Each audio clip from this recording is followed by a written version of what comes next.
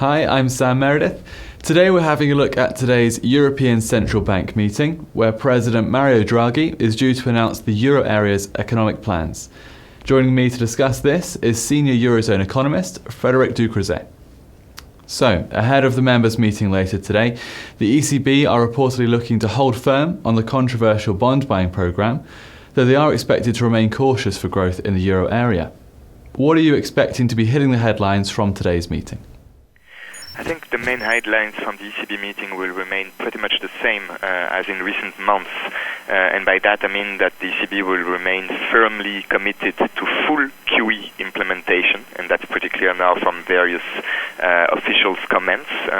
Everything in the euro area that is going to get better now is partly due to QE, hence the ECB remains firmly committed to implementation until September 2016. You can see that as well in terms of the staff forecasts, which I expect to be revised slightly higher for HICP inflation this year, but broadly unchanged for over the medium term. And those forecasts are also explicitly conditional on full QE implementation. So that should be the main highlight of Draghi's message, while at the same time I would expect him to remain flexible on the modalities.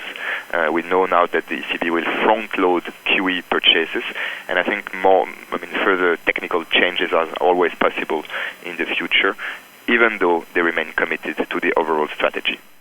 Analysts and traders will be paying close attention to ECB President Mario Draghi's comments regarding both the bond buying scheme, but also the situation in Greece.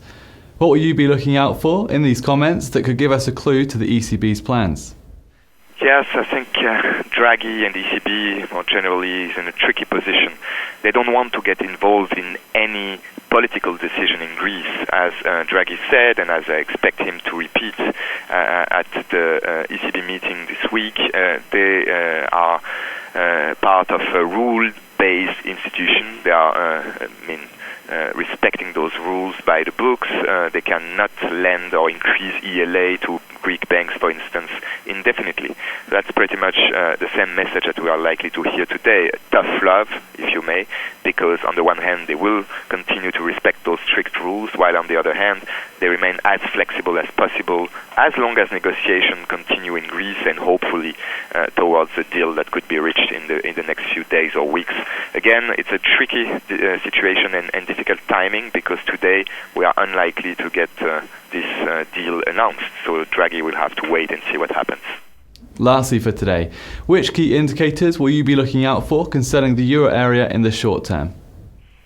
As usual, the high-frequency business confidence data are of critical importance, with a decent start of the year in terms of GDP growth, 0.4% quarter-on-quarter, and now PMI still resilient to external shocks or to Greece. That the PMI in particular, the Purchasing Manufacturing indices, both in the manufacturing sector, in the services sector, remain very important for the short-term cyclical outlook. But on the same time, for the ECB in particular, I think inflation, oil prices and inflation, core inflation, inflation expectations, all those measures and short-term indicators of inflation dynamics are even more important to the ECB, to the bond market, to the FX markets in the very short term. Thank you, Frederik. Be sure to check back with Ducroscopy for more updates throughout the week. Goodbye for now.